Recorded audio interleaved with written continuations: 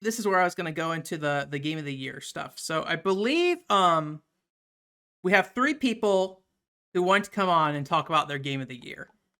Um I believe it was AMR, who else? It was Mr. T and then one other person, Josh, but Josh is not here. Josh abandoned us. Not the Josh that just left. The other Josh. No. BDR. I'm gonna go ahead, I think, and we're gonna disable this guy here. I mean, I could just. Where's my camera? So, if you are interested in doing this, you don't have to be one of the people that checked in beforehand. If you're interested in doing this, just let me know in the chat, and I'll try to get you on here. Yes, you can self-nominate. Do you want to come and do a voice chat? Because that is what part of this is about. It's going to be voice chat. You do not have to do a voice chat if you want. But that is kind of the thing, is that you're going to come on here and chat for like 5 minutes probably. Amuro without the O, sorry. Amuro. Amur. Sorry. If you're about to come on, you can tell me how to pronounce it normally. So, all right. So there in the chat channels in the Discord, if you're part of Discord, there should be a voice chat for stream section. So I'm gonna start the event there. And so there should be an event now, and I should be the king of that event. We got Renoa in here already. Okay. And then is there anyone who needs to leave quickly? That's the first question. Is anyone like, I need to go quickly, I need to get on now? We got 3 people. All right. 3 people so far, at least. Okay. If nobody has a immediate need, I need to put my headphones on so I can actually hear. If no one has an immediate need, I'll just go down the list here as is of who joined, basically. So, I still have the Kaminaza music going on through my ear. So let me just double check that the Discord stuff is all active. Okay. Discord audio.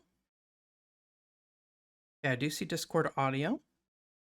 All right, Renoa, gonna get you on here first. So let me see how I do this. Again, I haven't done this before, so I'm gonna try my best to figure this out. Invite to speak. All right, sent you an invite, Renoa. Hi. All right. Muted for you. Hello. Okay, cool. Now, I don't have you on stream audio, though, so let me check that. So let's see if this whole thing even works.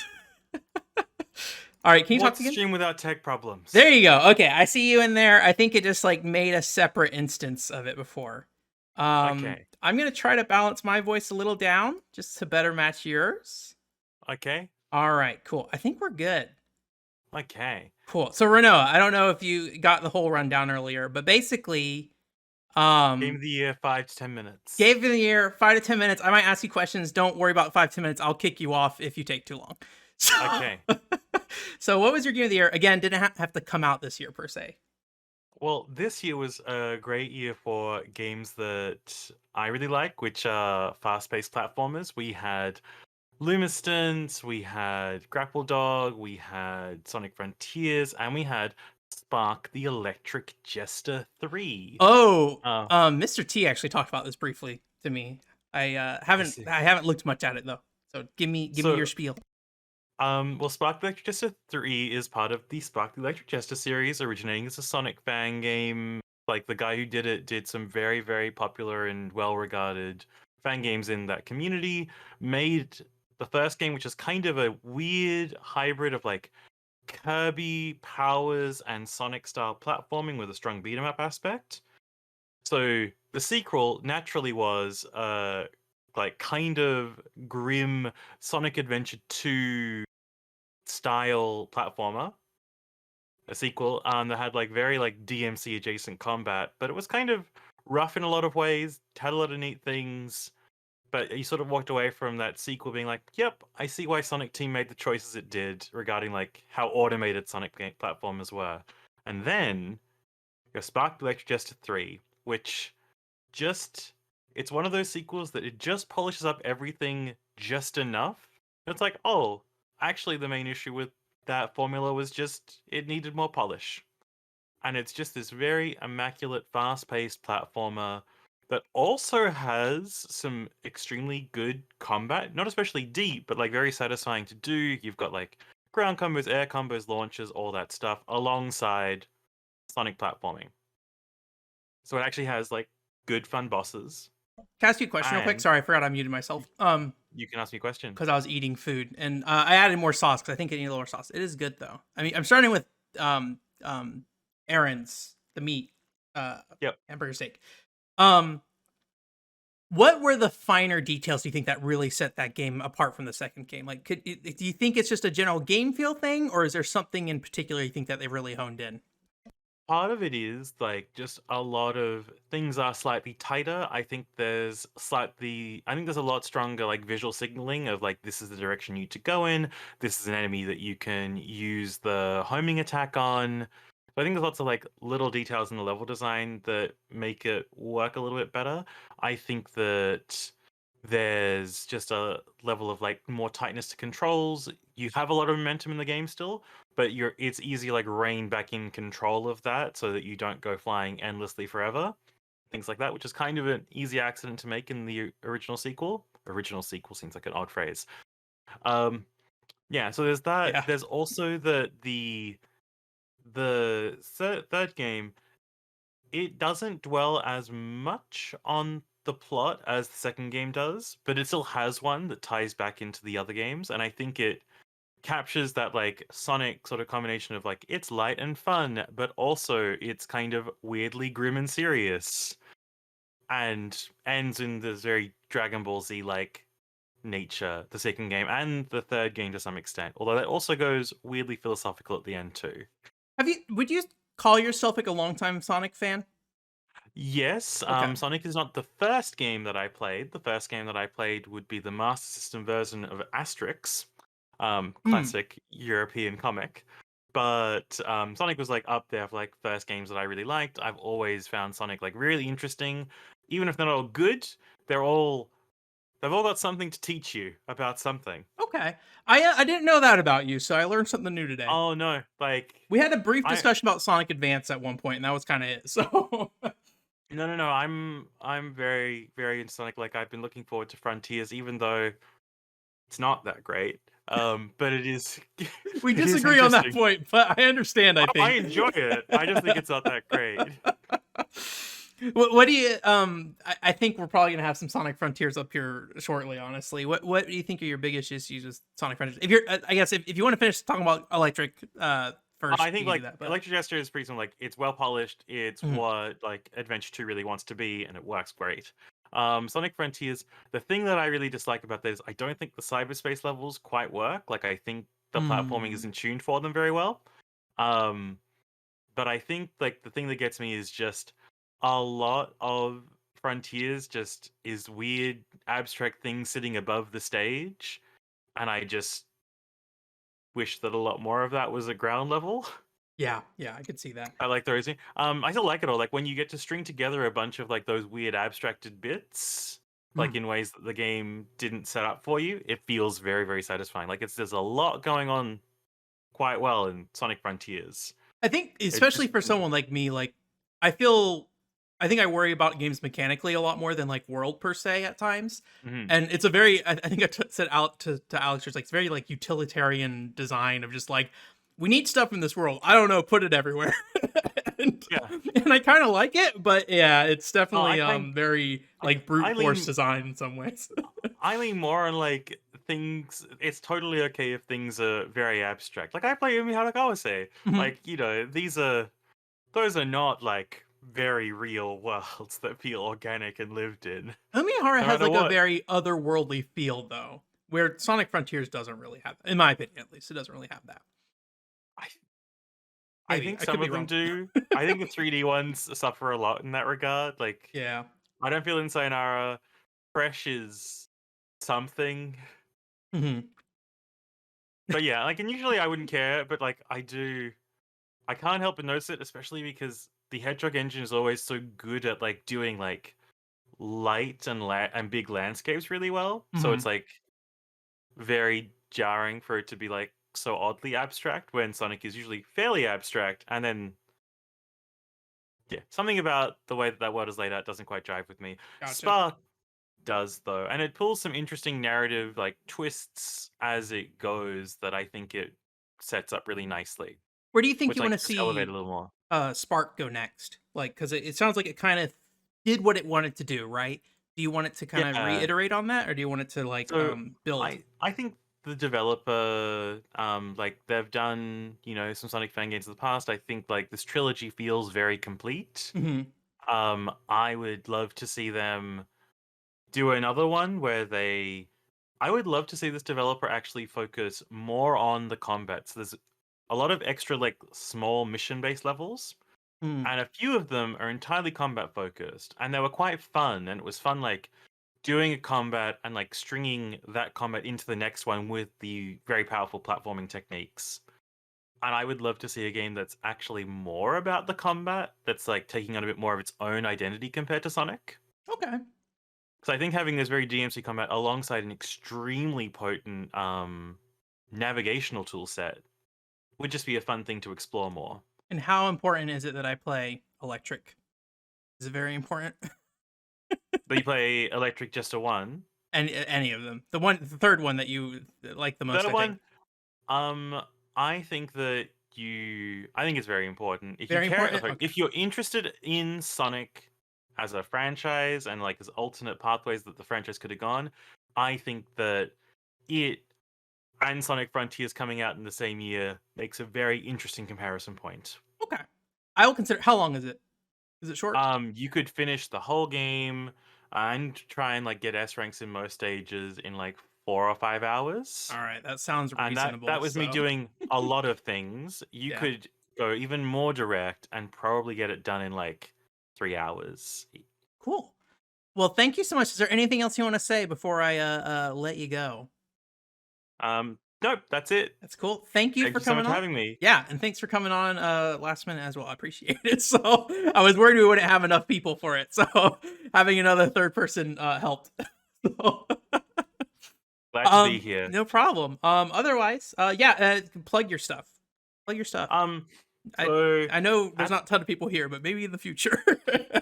Yeah, so this year I've gone through like a lot of just busyness, and so I technically run a podcast called Platforms and Pitfalls, and Mhm. we haven't produced a regular episode of that in like 6 months. It's been a bit. And we're doing, but we are starting it back up in January, and we will have new episodes coming.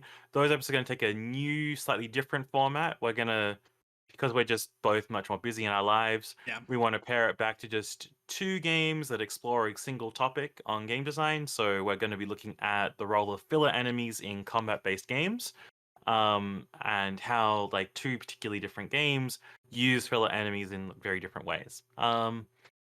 And yeah, that'll be a monthly podcast. I do some writing on Pixels for Breakfast. I'm usually taking like a bit of a dive at the historical context of a game and like sort of where it might sit in the timeline. So I've looked at things like Chaos Rings and Evil Zone, often weird old stuff that you can't really buy anymore. So it's really great fun if you want to just play those games in a convenient Chaos rings manner. you can kind of get a hold of at least, but If you have a Japanese Vita account. or there's other ways. There are There's other also the ways. Chaos Rings Preservation Project that I highly recommend you Google and Oh, okay, yeah. yeah. Because I think there's like an actual Vita like physical release that happened too, right? But it was like Yes, Asia yes and only. no. So the physical Vita release Mhm. contains a physical copy of Chaos Rings 3 that on the menu when you boot up the cartridge will also have Chaos Rings 1 and 2, but you need to download them via a DLC code that is in the box. Mm. Mm. So it looks like they're in the cartridge until you try booting up one of them, and then it's not. I'll have to explore the like unsavory aspects of Vita downloading things and see what's there. Cause because my memory card died on my Vita, I kind of just transferred over to, having a good time on Yep. the pirate net. But yeah, so all right, cool. Well, thank you so much. I appreciate it. And yeah, I need to reach out to you again in the future. So let me I will try to message you after this. So Cool. okay, cool. All right, well, have a good New Year, and yeah, if you're sticking around the chat, we will talk to you there. I'll stick around. All right, bye. All right, awesome. I forget the full name of that game, but Electric something. Renoa, you can type it in chat. But I know what you're talking about though. The ice cream has melted, so I'm gonna start digging into this. But while I dig into this, Amar, come on and tell me how to say your username. I sent you an invite. Hello? Hello, hello. Can you I hear can me? hear you. How you doing? I'm good. How are you? Good. Please correct me very quickly. Hi, yeah. My name is Amr Al Ummer. Awesome. Okay. Gotcha. Yeah, I'm one of the editors over at clickbliss.net, and Mhm. I run a small project called canonfire.net. That's canon as in the biblical term, meaning a Yeah. canon of work, of important works. What would Um you I know we're getting off track immediately, but this is how I am, and I just ask questions. But what would you kind of say is like kind of the through line between your work on Cannon Fodder? Because that's like an interesting blog of like interesting games. I feel like so. yeah, so Canonfire is basically I wrote a piece a while back about kind of how it was vaguely about like kind of how certain games get canonized and how there becomes a sort of mass like a larger solidified opinion on certain things like, oh hey, Yep. Resident Evil 4 is a really good one, and then everything after that doesn't really have anything worth looking at. And it can kind of, the comparisons between each of them can kind of uh prevent people from finding more interesting things, or be unfavorable in some way, or have them look for example, like if you take like the word Metroidvania, kind of set the stage for every game to be compared to Metroid or Gotcha. the Gotcha. Vania Castlevanias. And then basically anything that is deviating from the format is kind of written off as lower quality, even if they might be doing something interesting or something completely different, just because they're sort of in the same genre.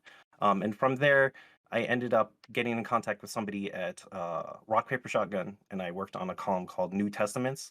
And basically, the idea is just to kind of look at like obscure, underrepresented, or underappreciated games and talk a little bit about them and kind of what makes them interesting and why they deserve a place in games history. Hmm. And Cannon Fire is basically just the continuation of that. Yeah, and you kind of probably tell why I'm interested in it as well because that's kind Yeah. of part of my gimmick. I feel like to some degree, although I don't focus on it per se, but Yeah, yeah, I mean looking at games in different that's ways, I think kind a of lot of how I times. ended up finding, one controller port. Yeah. Because it's like, I wonder if anybody has done a video review on the Shaman King Game Boy Advance Oh yeah, game, Shaman and it was King. you. I feel like I don't know if Jeremy did a video review for like One Up or if he just did a written review. But I did see that like Jeremy had written a pretty glowing piece on it. Jeremy Parrish did a Yeah, pretty I glowing just piece on happened it at to some buy point. it as a But kid because of like, I'm 12 years old and I like oh Shaman King, yeah, and then I played it. And I'm like, this is a Castlevania game. it's cool. I really would be curious to see like how much of that game like code wise has in relation to Castlevania because I've seen a lot of debate over is it closer to Area of Sorrow or is it closer Mhm. to Harmony of Dissonance or whatever. So, anyways, I all think a that lot of aside, people, yeah, I tell think a me. lot of people think it's an Aria Sorrow game just because there is like literally the soul stealing mechanic there. It looks and feels more like Dissonance to me though, like from Yeah. like how the game feels. But yeah, what is your game of the year? Oh, this was really awkward. My game of the year is Spark the Electric Jester 3. Okay. All right. Um, don't worry, I have notes. You can also do your I second was if you feel listening. like if everything was said already, but it's not a huge deal. You can also No, say what you want to I do was as well. listening, so I kind of have an idea of the things that were covered and the things that were not covered. Um, I came prepared. I also put out a piece on Spark the Electric Jester 3 and Mhm. earlier Spark the Electric Jester 2 this month. So it's been in my brain like all day. Gotcha. Yeah. But yeah, like they said before, Ross say, um, it is like basically a 3D Sonic game. I Mhm. think what's important to an important distinction to this one is it's from a Sonic fan, and it has a lot of things that Sonic fans have just kind of been begging for, regardless if they make sense for Sonic in a 3D Sonic game. And the big thing is that this game is designed entirely to keep you in control and give you a move set that chains together so that you can constantly keep the momentum. So Mhm. if you think about modern Sonic, a lot of it is kind of a bit of a spectacle, and there's a lot of points where they let you go on autopilot or take a little bit of control away from you to show you something really cool. Yeah. Because it is really hard to make a move set that lets you go fast and lets you stay in control. So that's kind of been the solution. Like if you go up a loop, you'll kind of have your hands taken off the controls for a second, or when you use boost, you are invincible in most of the games, and you can just blow through all the enemies, and you don't really need to worry about, hey, I'm going too fast. If I'm going to run into an enemy, they kind of Yeah. um, streamline that process for you. And Spark is kind of the opposite, where it is basically you have to constantly be on the lookout and learning the stage and constantly pulling and pushing back to kind of find the best line through it. You Mm. kind of think of levels in Spark designed as like racetracks and like a racing sim, Mhm. Mhm. where um, you're doing your best not when you're like constantly boosting and keeping up the boost, but you're doing your best when you kind of find the line through it and you know that you need to slow down here so that you can um, speed up on the next section or not smash into this thing. There's a real push and pull to it, and going really fast is a kind of a reward for learning the level, sort of like the older 2D Sonics. Yeah, yeah, because a lot of it's memorization in 2D Sonic games. If like if you don't have that memorization per se, Hmm. the game is really. I think it depends on the game. Some games are a little Hmm. more lenient with it. Like I feel like Sonic 2, you can kind of blast through that game no matter what. Yeah, Where like Sonic 1 is a nightmare in a lot of ways. Like I kind of feel like Sonic 1, if you're like playing it for the first time, is hold left the video game and hope you stop because you don't know yeah. where you're gonna get A pushed lot of into. people who play Sonic 1 really dislike that game, and part Yeah. of the reason is like a third of the game is Labyrinth Zone, Yeah, and yeah, yeah. like you get through the whole game, you're like, thank God I never need to see Labyrinth Zone again. And right before the final boss, they're like, how about you do Labyrinth Zone one more time? I'm like, there's 4 acts of Labyrinth Zone. I really like Sonic 1, but that's because I played it like 4 times. I will say uh, when I even despite the fact of having to stop like constantly in that game, I enjoyed it when I could play it as a platformer basically. So like I mhm, liked that. I like that game. I think I like it better than Sonic 3, I think honestly. yeah. But yeah, it is like a very different experience. And like if you're coming in expecting I'm going to go fast Sonic game, right? It's not really that in a lot of ways unless you get that memorization down. So Mhm, I wanted to ask one question. I don't think I yeah. asked Renoa this question. Um so I think one thing that defines a lot of 3D Sonic games, maybe not Frontiers, because Frontiers is a game that's really open ended and there's not a lot of Right. restrictions in where you go. Is I feel like a lot of 3D Sonic games have this problem where you, like you said earlier, you kind of like locked in, they kind of take control away from you. And Yeah. then sometimes, like if you don't have your hands on the controller, it results in like a death, or if you have your hands on the controller and doing something, it results in a death. I'm guessing with electric because you have more control in that game. It kind of Mhm, avoids that because it's kind of your fault whatever happens at the end, rather than feeling like the game itself was restricting you in a certain way, and you kind of have like this hitch of confusion where you're like, I don't know how much I mhm. control, and then I don't know what inputs I did kill it. Is that accurate? Is that something that game solves, or is that still kind of a part of that game in Yeah, some ways? absolutely, because it's not doing there's no parts where you take your hands off or it's like showing you a cinematic angle. The rules for how Mhm. movement works are always consistent because you're always in control. Mhm. If you're going up a loop, you can jump off anytime, you can stop anytime, you can skip the loop entirely by jumping across it, and a lot of speedrunners would do that. Um, and that's a thing that I think is a very different philosophy to Sonic. Sonic is a game that's made for everyone, and Mhm. increasingly they're trying to show you cool things without forcing you to master the technical aspects, which I think is fine. Is like it's a mainstream big game for a bunch of people. This is a game for fucking Sonic the Hedgehog sickos, the ones who are like making combo videos for Sonic Frontiers and who are doing speed runs of Sonic Adventure and like learning all the little tech and stuff like that. I'll be honest, I did not really plan for it to be the case, but I feel like the majority of my community is Sonic the Hedgehog people. And like I kind of like Sonic. Like I think it's an interesting franchise, but like it's never been like I've never been like, "Oh yeah, Sonic." Like I think I prefer a lot of other Sega franchises over it, but it's Yeah. interesting how that kind of worked out. But yeah, I mean, I think that game, it sounds like something I really should check. As somebody who does like 3D Sonic games, and I feel like I keep buying them expecting I'm going to play them because I wanted to do something with Sonic, but I like feel like every game never had a big enough draw for me to like really come back in outside of Frontiers. I think Mhm. it probably makes sense for me to check this game out. So Yeah. I will consider it. I will look at it. For sure. It's Recommendations for the stream. just a really good sandbox of tools, Mhm. and they give you the space to play around with them. Like Mhm. some of my favorite levels in that game are not about like finishing the level and running to the end. They're kind of like, hey, collect some medals around the stage. But then you get to like go on rails and loop around the stage and kind of basically do like a Tony Hawk level Mhm. where you're like, okay, I got 5 minutes. How do I get a path through here? And how can I chain like sick rail grinds and homing attacks together Yeah. so that I can finish it within the time limit? Mm. And like they said, you can finish the game in like 3 hours. My total time on the game right now is like A lot. 16 Yeah.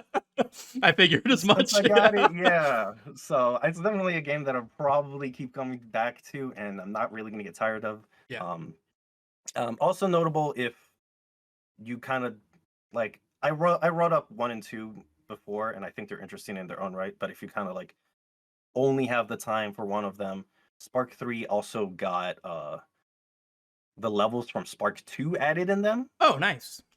There's a little bit of changes because the mechanics aren't quite the same, Yeah. but it's kind of like a really massive package for what it is. Cool.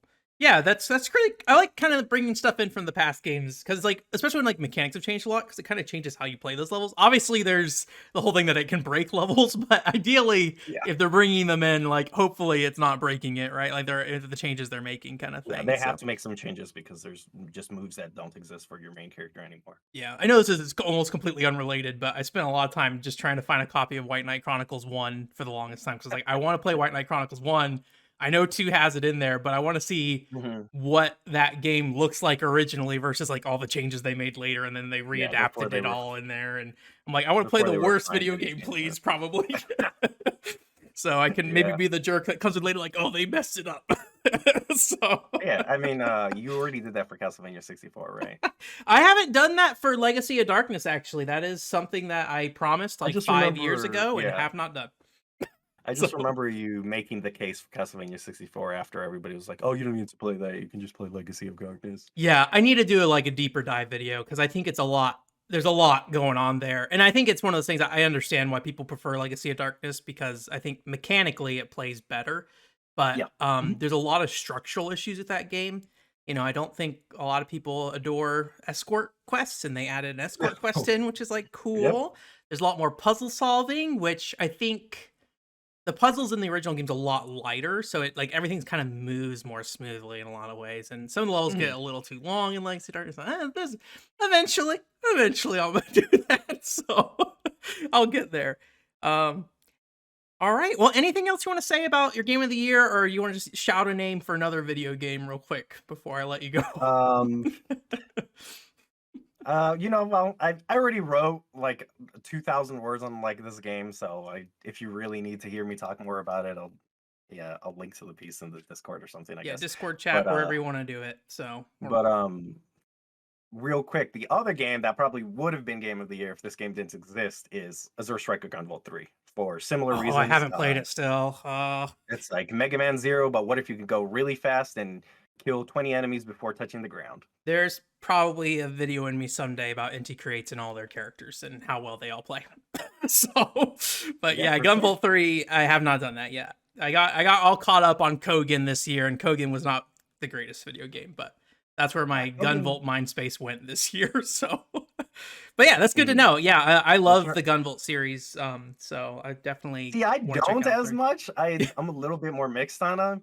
I've heard really So good things about 3 specifically, at yeah, least. So so it seems 3 like is this one kind of really up got there. there. Yeah, there's The been gap problems is with the really Gunvolt big series for in me. the past for sure. So, Mhm. so yeah. But all right, cool. Well, thank you so much. Yeah, feel free again, Renault as well. Feel free to link whatever you want in the chat or in the Discord later, or in the comment section for the video. Or if you just want to throw me the links, I'll throw them somewhere later as well. So, whatever you do. So, all right, cool. Well, thank you so much for jumping on. I appreciate it. Absolutely And fun talking to you. have a good 2022. And if you're sticking around, I will see you in the chat. I'll see you in the chat. All right, bye. All right, Galaga. 1 second. We're gonna do a little bit of rating. So I've eaten 2. I finished. I didn't clean them because I kind of trying to move through these a little bit. But Buddy Mission Bond, or no, Aaron. I'm gonna give the hamburger steak like, I think like a B. If it was warmer when I ate it, I think it'd be like a good B plus. I think I need to put more sauce in there personally. So if you're making your own Aaron Buddy Mission Bond hamburger steak at home, there you go, more sauce. This for Luke, the cake and ice cream, I'm gonna give it like a B minus. Ice cream in the middle layer, I think, would have been a better choice. Also, eating it before it started melting, in my opinion. And then now, while Galaga goes, I'll be doing the Outwitter, Chelsea. So, also, Renault, I don't know if you can type this, but what is your opinion, Chelsea or Chesede? Because I've seen people say Chesede. It's also like spelt Chelsea. So, I think Chesede is like the actual like literal pronunciation, like a Eris versus Aerith kind of thing. So, all right, Galaga, enter the ring. Yo. Sonic fan number 3 here today to tell me their game of the year. Is it also Electric Jester 3? You know, I'm gonna say this. Spark the Electric Jester 3 was almost my game of the year. Almost. And then Sonic Frontiers came out, and that became my game of the year. Gotcha. We talked a little bit with Renoa. Renoa, obviously not as good as high as his opinion, but I think you have a really high opinion of it. So let me hear your case on it. For Spark? Frontiers. Oh, right. Yeah, I think we talked enough about Spark tonight. I think we're done with that. So I think, well, okay. Part of it is like part of with Frontiers that I really loved about it was, I mean, and thank you, it Peach really. Stars. Sorry, I was talking to Sorry? someone in chat real quick. They give their writing for Chesley or Chesley. Okay. So go ahead. Yeah. I mean, part of why I really love Frontiers is that it really feels like it really feels like this was the game that Sonic Adventure wanted to be, but the tech just wasn't there at the time. So when you say that, you mean like kind of the open world aspect of it, or? Yeah, because I feel like they wanted to do something a lot more ambitious with adventure, with like those adventure fields, especially with something like the Mystic Ruins, where it was like a much wider open area. Um, and then when Sonic 06 came out, the tech was there, but they just didn't have the time to actually finish the game. And with Frontiers, it feels like this is what they wanted to do originally, where they would have a big open environment for you to explore in, for you to find like hidden secrets, where you would like collect upgrades. Because like Adventure was originally going to be an RPG, so you could kind of say like some of that RPG aspect made its way into Frontiers. Can Um, you remind me, how much did we know about the RPG situation with that game? I remember hearing that. I don't remember if they ever got into detail of like is it gonna be like a straight JRPG, or was it something else that they were like trying to define it by? Do you know if that was known, or is it I just kind of like general? It was gonna be some kind of RPG. yeah, I knew it was going to be some kind of RPG. Like Gotcha. I don't know if there were any like leaked builds or any design documents or anything like that, but Mhm. yeah, it was originally going to be an RPG before it pivoted to becoming a platformer. Gotcha. Um, and yeah, with Frontiers, like it, like that's what it feels like it was going to be. Like it feels like each of the islands is like just one big hub world, and then you'd have all of these, um, just all of these like cyberspace levels that you could say kind of act as the action stages. Mm-hmm. Um, so yeah, there's that aspect of it that I really liked about it. Um, Also, just mobility. Like I think just just the mere act of navigating the world is just a joy to play through. Like Sonic controls really well. Um, it's just fun being able to like, you know, go from like rail to rail and like being able to like do it so that you can actually like make it through like one end of the island to the other without ever touching the ground, and the Mm. fact that you can actually do something like that is really cool. um Do you think because I feel like physics plays a big part in how Sonic Frontiers moves, right? Like right, how he interacts with the world. yeah, Yeah. it's not as like momentum based as something like Spark 3, Mm. uh but yeah, it is, you know, like I'm sure, because you've played it yourself, like when you're running, maybe you'll like trip on a rock and then suddenly you'll be propelled into the air and you'll just start performing tricks like that. Like it's that, I guess something like that. Would you view that as a good thing or an annoyance? I think some people would be No, annoyed. I kind of was I okay mean, with it. I was okay with it. Yeah. Like, It's like a I'm graceful stumble in some ways, it feels like. yeah, like I feel like the best Sonic games have just a little bit of jank to them, and I feel like that's kind of like it's not a perfect game. It's very much what I call a 7 out of 10 game with a 10 out of 10 personality. Um, Okay.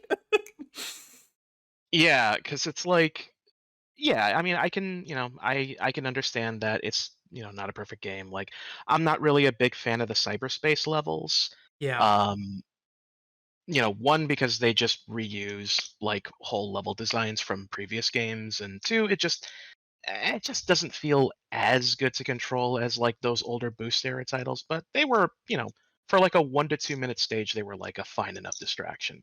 What's the But peak of that design? Do you feel like is it like Unleashed or I would say Generations. Like I Generations? feel Okay. Generations really perfected that gameplay formula. Um, yeah, I don't think there's anything else. It's kind of hard because I have played this video game and I have thoughts, and we've talked yeah, about this video game in the past. So yeah. It's like we've kind of talked about everything before. yeah,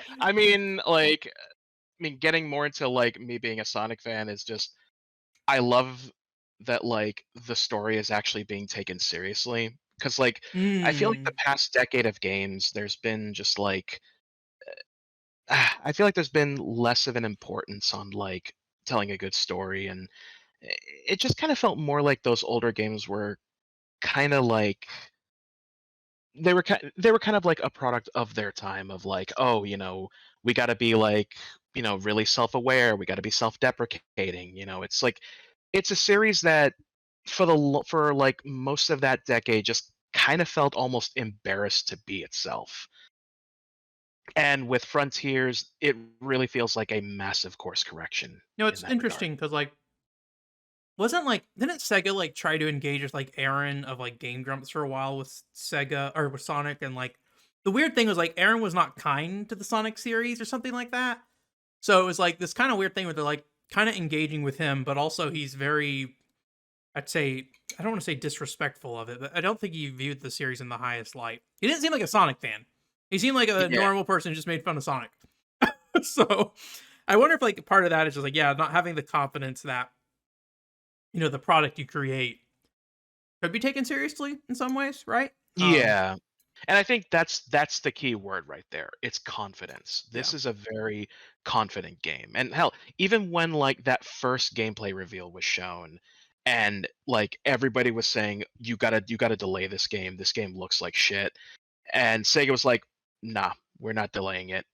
Like you're not ready, but you will be when it comes out." Yeah. It's like, trust us. We got something good here. Yeah. And even just in things like just like early reveals of the soundtrack and like that Knuckles animated short, just the whole thing just leading up to the game, it just screamed confidence. And yeah, and just me. Sorry, getting back to like the actual game itself. Um, like yeah, the just navigate, just like exploring the world is a lot of fun. Um, the story is really good in my opinion.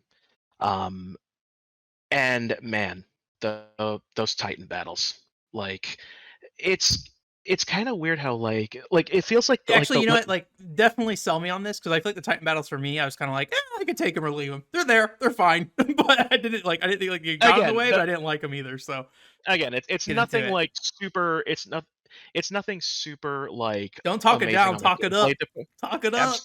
I'm trying to talk it up. Like let me get to the talking up part.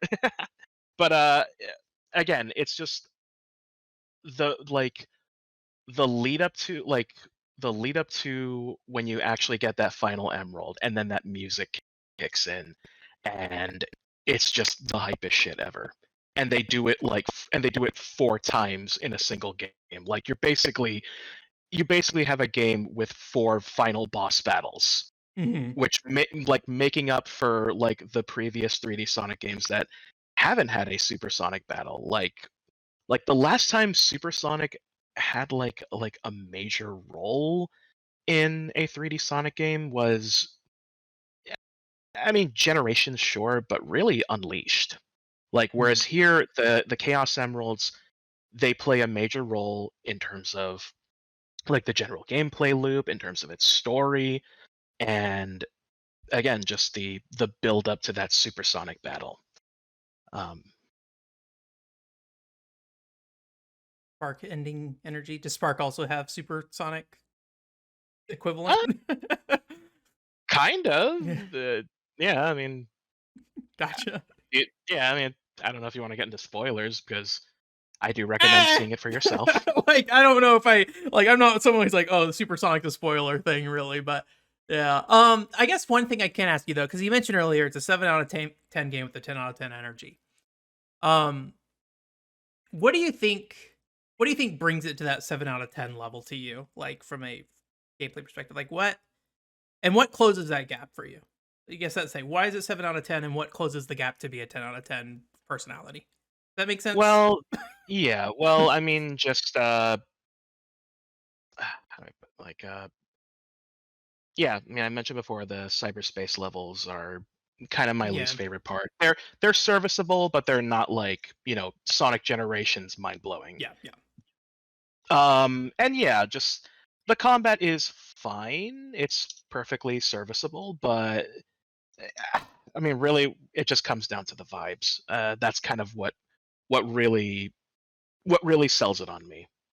Like Like the just game's vibes in terms of like yeah, the the storytelling. game's vibes, the game's storytelling, the Hmm. music, the fact that every single cyberspace level has its own unique like EDM track is great. Yeah, those are really good. Um, I definitely downloaded that soundtrack. yeah. So yeah, yeah, it's kind of interesting that everyone's like mentioning the cyberspace stuff because like I feel like this is the game that cyberspace has really clicked for me, but it was more for the context that they're in, maybe not the gameplay part of it. And other than the drifting being a little weird in there, it didn't really jump out to me. But I haven't played. Well, I played Generations. I don't know if we've talked about Generations. I don't have the kindest feelings about Generations, but uh, but like Colors, I think is the game that probably defines the best version of that for me. And thinking about it, it probably doesn't play as sharply as that, at the very least, maybe. But I also feel like it might has more freedom of movement versus Colors because I feel like Colors is very rail focused in a lot of ways, where you kind of end up on left, middle, or right, and this game kind of has that. But I don't feel like it doesn't lock you in nearly as much. Does that sound accurate and reasonable? Like what the distinction is? I'm just trying to find like what really the issues with the colors levels were, other than just saying generally like they're just kind of weird, like they just don't control quite right, kind of thing. That makes sense. Uh, yeah, I mean, I think Maybe so. okay. Well, I think that's all I really have to ask about that, though. Is there anything you want to say about Sonic Frontiers, or do you want to shout another video game like Electric Uh, 3 or whatever it is? well, I guess I can. Well, actually, I do want to say, just like in general, this year has just been a pretty awesome year just to be a Sonic fan. Yeah. Just like on the whole, like you got the sequel to the movie that came out, and that was pretty much everything I wanted a sequel to be. Uh, I started watching Sonic Prime, and that was pretty entertaining so far. I still haven't finished it yet. Mhm. Um, we got two really amazing Sonic fan games this year. Like Triple Trouble 16-bit is a remake so good that the only reason I would suggest even going back to the Game Gear version is just to compare it to how much better the remake is. And Sonic and the Fallen Star just came out of nowhere and completely blew me away with just amazing gameplay and just really nice visuals and stuff. Is this different than the Um, one you showed me? I forget the name of it. oh, the one I showed you, and yeah, the one I showed you was Sonic Omens. And Omens. That's right. okay, so I know the fan base r- really hates that game, and rightfully so, because of the just like the drama behind with the developers. But at the same time, the fact that we are now at the point where a fan-made 3D Sonic game can look almost indistinguishable from an official console 3D Sonic game, it's kind of amazing. I mean, it's a little less amazing when you realize the developers were basically crowdfunding it, but still, Yeah. like the fact that we're at that point, I mean, the sky's the limit for future Sonic fan games. And I love that Sega has a completely symbiotic relationship with fan game developers, even bringing them on board to work on official stuff like Sonic Mania. Mhm. Um, and also just on the indie side of things, like yeah, we had games like Spark 3 and Freedom Planet 2, which give us I like forgot about an Freedom amazing Planet too. That did come yeah, out, an didn't amazing it? 3D Sonic game and an amazing 2D style Sonic game. Yeah. Like it's and then just to cap it all off with Frontiers, I mean, you know, some may disagree, but I think, Sonic fans are eating good this year. And uh, I think that's another thing I wanted to mention was that Sonic Frontiers is a game that has me excited for the future of the series. Because if this is what they have, if this is what they've shown as like their first effort, dude, their next game's gonna blow it. Their next game's gonna hit it right out of the park. Yeah. Like, I, for the first time in a long time, I feel super excited about the future of Sonic. Yeah. I definitely feel like I am finally at the point I'm like, oh, we're finally somewhere where I'm like, I can get something out of this series again in some ways. So Yeah. yeah, I'm also interested in seeing what comes next with that. Alex said Origins is game of the year. I don't know if that is serious or joking. Is Origins okay? I don't remember. Or There was a lot of weird stuff at launch, and I didn't hear anything about it after that. Yeah. So Origins is fine. Okay. It's a decent compilation, I mean, there are better options. I'm not going to say there aren't, but if all you have is Sonic Origins, it's a legitimate way to play those games. It's perfectly fine. Serious? Okay. All right. Cool. Yeah. All right. Well, thank you so much for jumping on Space Galaga. I appreciate it. Yeah. Thank you very much. Launch your YouTube channel so you can plug something. Yeah. Here next time. Yeah. Well, I mean, hey, I got stuff to plug. I got stuff to plug. Go ahead. So yeah, I mean, well, as Ben has mentioned, yes, I am starting up a YouTube channel. It's going to be called The Meter Room. It comes out, fingers crossed, next month, and my first video will be on Sonic, which I promise you will be will have a lot less dead air than what I've been delivering tonight. The It'll be secret much less awkward. fourth one controller port channel. Yeah. After 30 yeah, billion relaunch this week. And yeah, the channel itself is going to be dedicated to the odd, the obscure, the ambitious, just games that generally interest me, but also I'll be branching out and talking about movies and anime and stuff. Basically, whatever I'm interested in. Yeah. But gaming will most likely be the the thing I'll be talking the most on that channel. And as for other things, I am also. You can also hear my voice in the upcoming fan localization of Stellar Assault Double S for the Sega Saturn. I play an unnamed pilot, so You were in the trailer that's too, right? I think you linked me the trailer. yeah, voice was in yeah. there. I'm in the trailer like 17 seconds in, so you get to hear my Roger. All right, cool. Well, thank you so much for coming. I appreciate it. All right, thank you very much. Have a good 2022 year ending, and I'll see you in the chat All right, I'll see you soon. Later. later. All right. Anybody else want to hop in here? If you want to join in while I give my review of the Chelsea Cup, there's a voice chat channel in the Discord group called Voice Chat for Stream under the chat channel section. So Alvy, Alex, anyone, if you want to go, if you just want to join in, it's up to you. You don't have to. We don't have to worry about it though. Okay. So Chelsea Cup. I feel like maybe a little too vinegary for me. It was like red wine vinegar that's in there. I will eat the rest of it, I'm sure. But it does feel like even this small cup amount, it felt like a lot.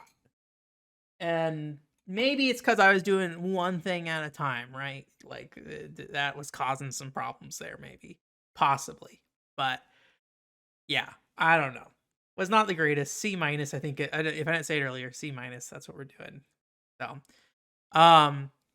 So while I give the last few seconds here for somebody to hop in the Discord, the final cup, which is Mokuma's cup with the sparkling yuzu. It is here. Like I said, I don't like alcohol very much, but 5% alcohol, ton of sugar in there because I definitely need sugar after that giant cup. It's like a 6-ounce cup of cake and ice cream. I might be able to actually down this and get through it. So let me give it a little. Just sniff it. It smells like alcohol. I can drink this. It's not. I would still rather just like drink like a lemonade, like a sparkling lemonade or something like that. But not that. I don't know. Like it's not. I don't know if it tastes like lemonade or not. I'm really bad with like taste palette stuff, but I can deal with this. I will finish this cup. I guarantee it. So I will be closing the stage in 10 seconds. And if you didn't hear this for the YouTube delay, well, you should have been listening earlier. So yeah, we got an intense Origins debate going on in here, I think, at the moment. Maybe, I don't know. Lots of Sonic talk. But yeah, lots of Sonic fans. I appreciate you guys though, and I appreciate the Sonic franchise. I try. Sonic and the Black Knight, I feel like is still just the one Sonic game I just like sat down and really tried and was like, Admittedly, I think streams it's harder for me to give games the full like good full try kind of thing. But I feel like I tried various different play styles and never was quite able to find what I wanted. There's a great video on YouTube that talks about how that person enjoyed Sonic and the Black Knight, and they rely very heavily on the aerial attack move that Sonic has, if I remember specifically, because I think there's 4 different characters. And he seemed to enjoy the game a lot playing that way. So I think if you want to try to get the most fun out of the game, that video seems to kind of convey the best ways to go about that, in my opinion, at least. So the stage is closed. All right. So let me disconnect and end the stage. That is done. There's no debated. There's no debated. I have lost track of this conversation, so I'm just gonna push forward. The last thing I wanted to do tonight, for those of you in here, and if you weren't here during these as well, feel free to offer your opinion. I wanted to pick out a game from the games we streamed this year to be our like stream game of the year. This is any video game that we saw the credits of during this year on stream. So some games we didn't finish, so I didn't include them on this list. Although if you guys are passionate enough, I'd be happy to add it on there. So let me go ahead and throw the text up on screen. This is my understanding of games we streamed. If there's something I forgot, feel free to fill me back in. Don't worry, it's giant. But I'll fix it. Turn on bold. Yeah, again, if there's anything in here you feel good about, Renoa, do it. Like don't sit there and like, this is not a formal thing. So feel free to engage and be a part of what's coming up on screen here. So let me try to get this to a readable space, but big enough that I can fit everything on board. So I believe these are all the video games that we saw the endings to. The fireworks are in the way. Let me see if I can change the text color. Gun Gauge is on there. We did finish Gun Gauge again this year, so I forgot about that. You are familiar with Gun Gauge. Confirmed. Let me change the color of this text. Engage with Gun Gauge. We played hard mode, and I think, Renault, when we talked about it last time, I think we talked about the fact that hard mode was slightly different, and I wanted to go back and check it out, and that was the whole thing that led to us looking at the thing. And I don't know if I can be able to get a good color for this on this background, so let me do this. But yeah, so that what led to this was replaying that game for that podcast and then being like, oh, the hard mode's different. But unfortunately, it's not nearly different enough. So, image, black background. Making a quick black background here. I think this is it. Better be, because I'm just loading up here without asking questions. Oh, maybe I did load it up here. Did I? Black background. Was it? Oh, maybe it was lost. Maybe it got layered behind stuff. No, it's here. What's up? Why are you hiding black background? Transform. Center to screen? All right, well, you guys are just going to do your best to read that. So, so let's say we got here. So Gun Gauge was mentioned. Vampire Killer Bloodlines or whatever. Okay. Is there any other votes from other people? I mean, Alex and Mr. T, you guys are the ones who have been here for basically every stream, so I would appreciate your opinion at the very least on this list. But so Gun Gauge, and then Mr. T, I would assume Pac-Man World 2 is pretty high up there for you. I could be wrong. And then both are pretty slick. Amar, if you had to pick, I messed it up and I already forgot what it was. Sorry, I'm just being a white boy. I'm sorry. What is Pac-Man Roll wasn't this year, but I appreciate your enthusiasm. If you had to pick Gun Gauge or Bloodlines, which one would you pick for that? I'm gonna need like a tiebreaker here, so if we get tied with the current rate we're going, it is currently tied, I believe. So I need a stance by you. Make bold stances. We got one Bloodlines, one Gun Gauge, and then one in between, and then a random Pack and Roll. You would probably pick Bloodlines. Okay. The Bloodlines got 2 at the moment.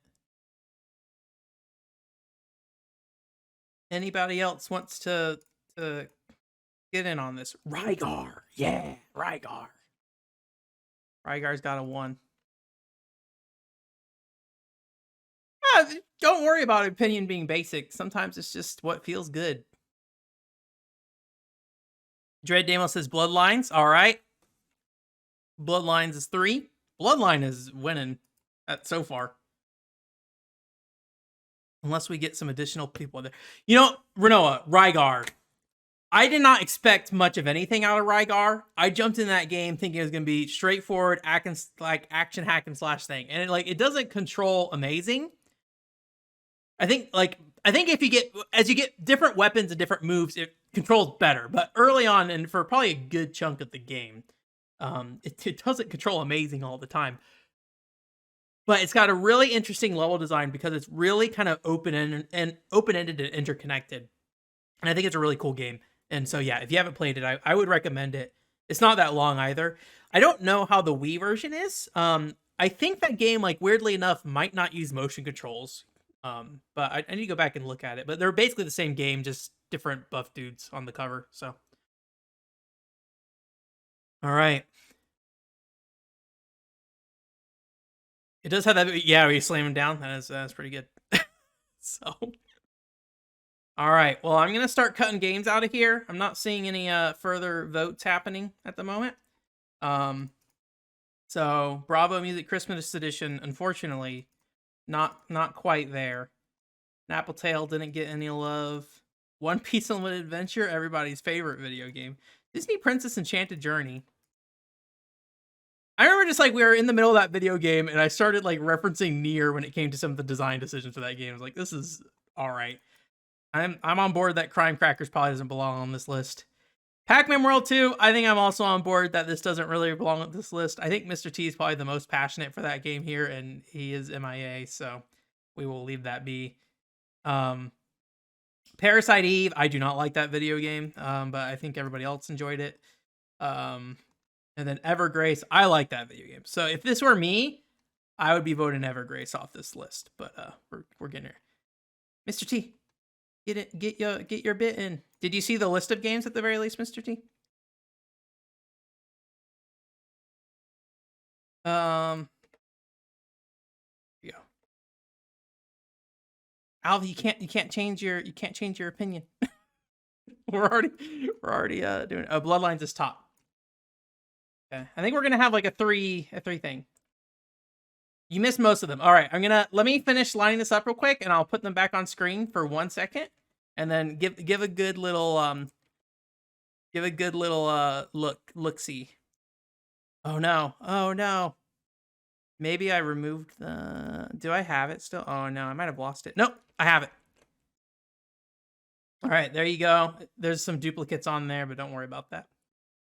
Your pick is Castlevania Bloodlines. There's the rest of the list if you want to take some consideration there. But yeah, it seems like Game of the Year is probably going to be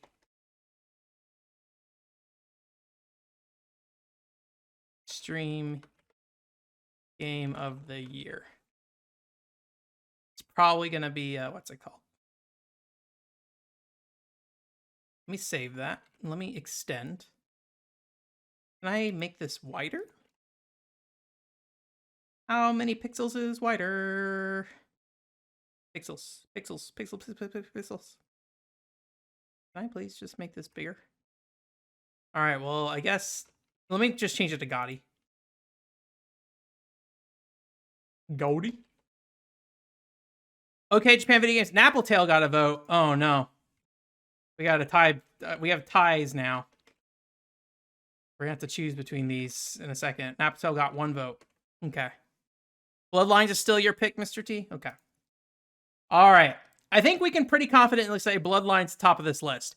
Every other video game here is not at the top of this list, but has 1 vote.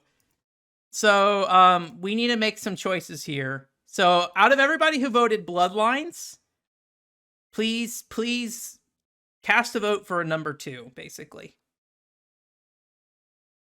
I think, Alvi, you mentioned Appletail, didn't you? Oh, you liked it because you saw me stream it? Well, I'm glad I could introduce it to you. You should play it. You did play it. I just reread your message. Well, congratulations on playing. Did you finish it? I'd be curious if you like 100%ed it. So, well, we're Bloodlines. We have committed to Bloodlines being on top. We're just citing the ones below it now. So. Nice. Did you like get through all the like side quests and stuff? I kind of really want to. I love the tone of that game. I just feel like I might need to replay the whole game though to really appreciate it as much as I want to. But that's going to take a lot of time, unfortunately. Did a lot of Rygar here. So I think we can maybe not all of them, but most of them good. Well, if you ever have any thoughts about that. I'd love to hear about them someday in the future if you want to message me about it at some point. But all right, I'm seeing a lot of Rygars. So I saw Rygar. So we'll move Rygar up, I think.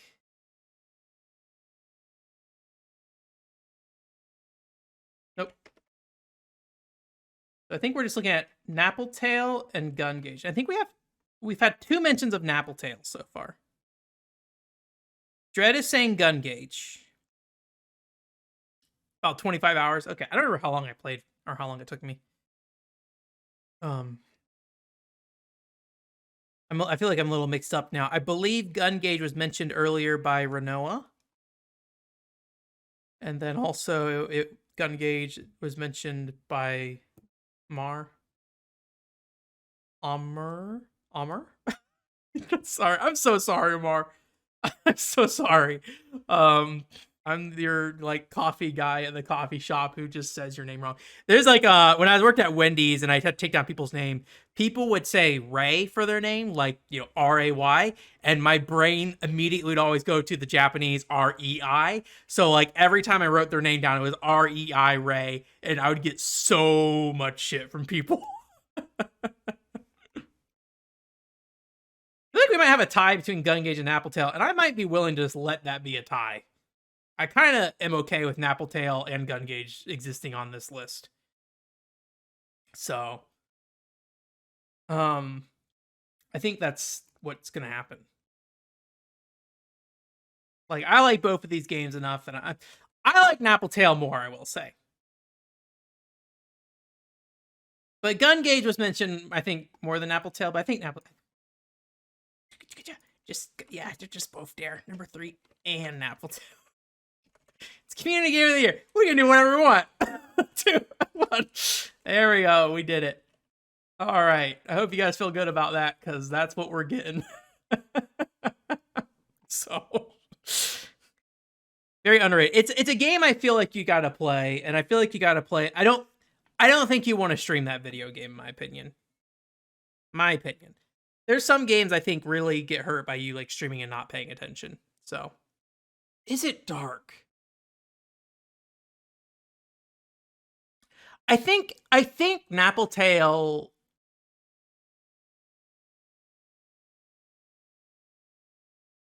I don't know if it's dark, but it's very human, maybe, right? Like it's about people's. Yeah, it is about death. But I don't feel like it's like a dark message about death per se. I mean, at least my takeaway from a lot of the story is that it's like a very positive view of death in some ways. I feel like it's a very that's my impression. Again, I didn't get to read all the dialogue and stuff because I was streaming it and things, but that was my feeling, is that it is, yeah, humanity is dark. Yeah, that is the other thing.